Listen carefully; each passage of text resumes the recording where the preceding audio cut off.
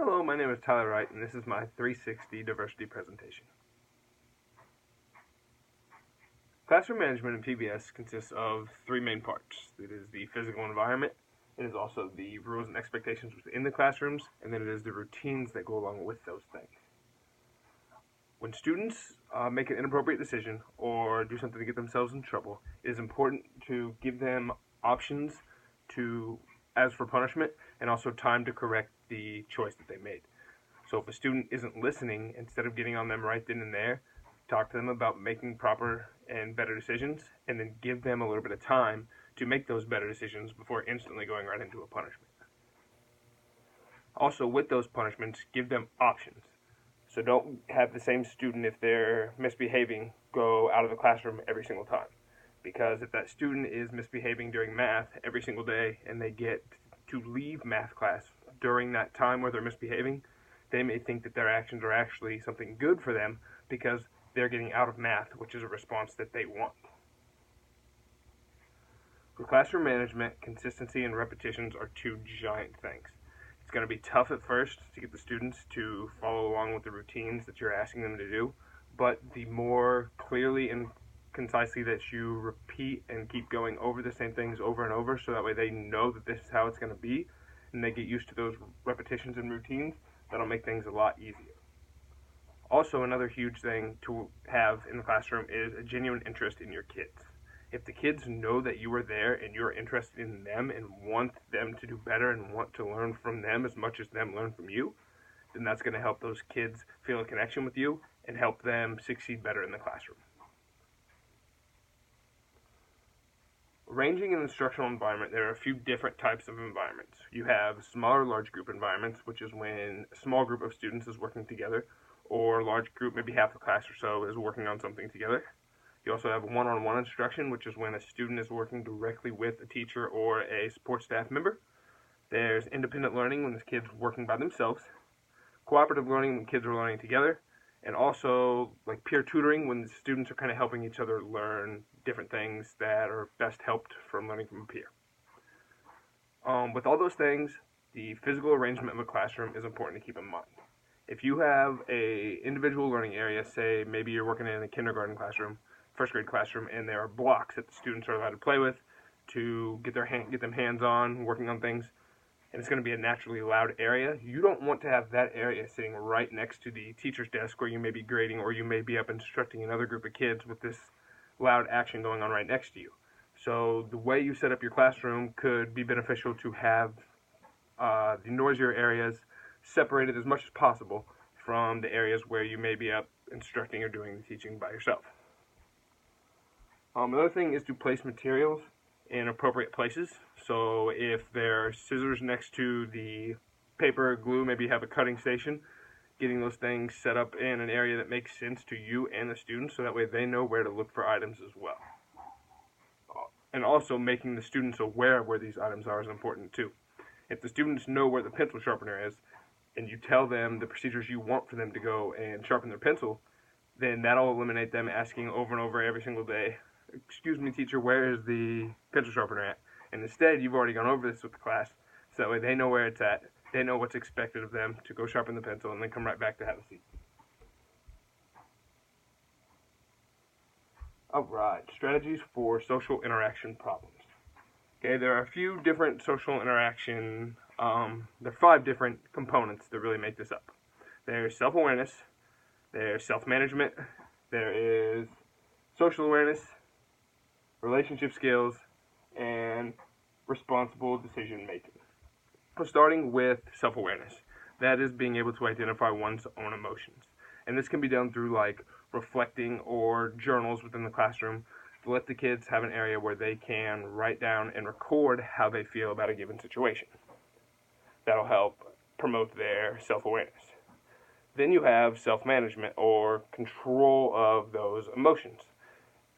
And this can be done through like breathing exercises to help them slow down, or counting to 5, or just something that works with different students to help them feel more comfortable. I know in the past that I've used working at an after-school program, had kids get a little heated, a little frustrated, and I just give them the X amount of time, whatever they need, to go walk it off.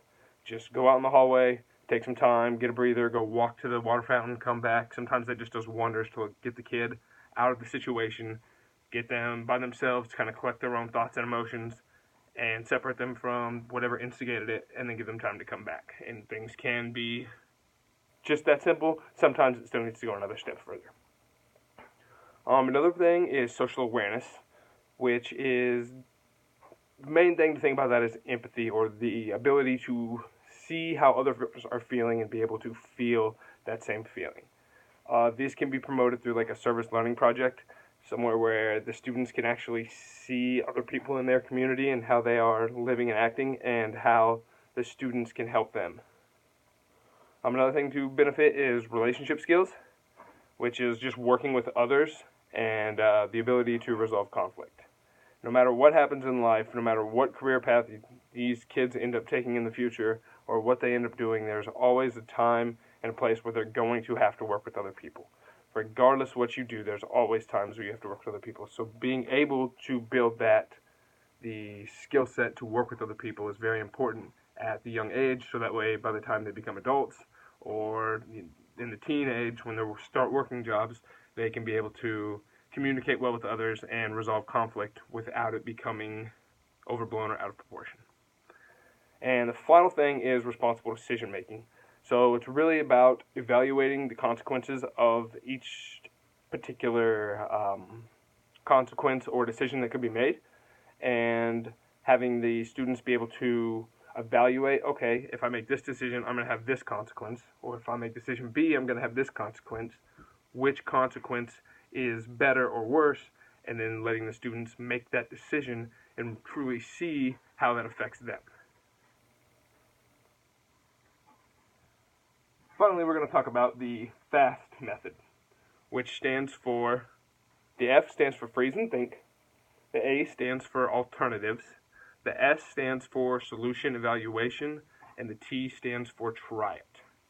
So when you're freezing and you're thinking, cue for the student is to ask them, what is the problem?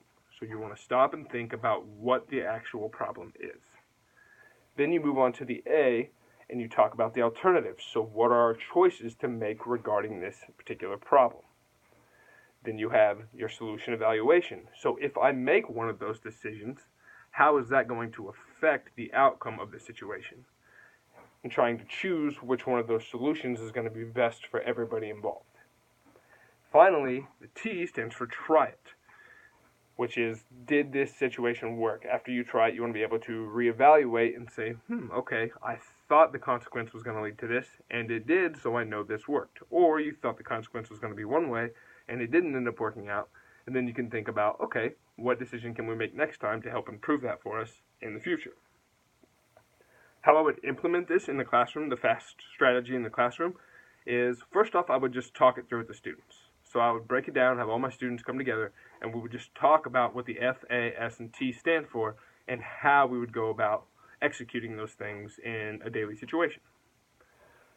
After we went over talking it and I was done explaining it to the students, we would go on to a role-playing activity where I could take a couple volunteers from the class, and we could do some sort of situation where we would set up a conflict, and then I would let the students think out, how could we solve this conflict using the FAST strategy? Finally, the third step, after we got done with explaining and after we got done with the role-playing, I would let the students evaluate how things went. So we would talk about, did this work well? Did it not work well? What is something we want to make sure we do again in the future regarding this situation? And what is something we could change to make this help us better in the future? As for expected impacts with the FAST strategy, I would expect that it would start off slow. It would be impactful, but it would be a slow beginning. The students would need to learn how to recreate the steps and keep doing them on their own in given situations. Whereas the more familiar the kids got with this information, I think the more impactful it would be. So throughout the duration of time, I think the FAST strategy would be much more successful. I think benefits are that students actually get to see and think out the options and through the decision making, and that it's 4 steps, which I don't think is too much for the kids to remember. I think 4 steps is it's a small enough number where kids can remember 4 steps, and they won't have to remember something that could be 8, 10 steps, something along the lines of there, where they have to think about it a little longer keeping it down to the 4 reduced steps, I think can help students remember it better. My only big concern with this is I think the students would be able to work well with it as an example, as a group, listening and learning from each other. But the biggest concern would be, would they be able to handle this individually in their daily lives? And I think, kind of back to my first point of expectations, that I think the longer we did it, the better students would get at it. And that is my diversity presentation.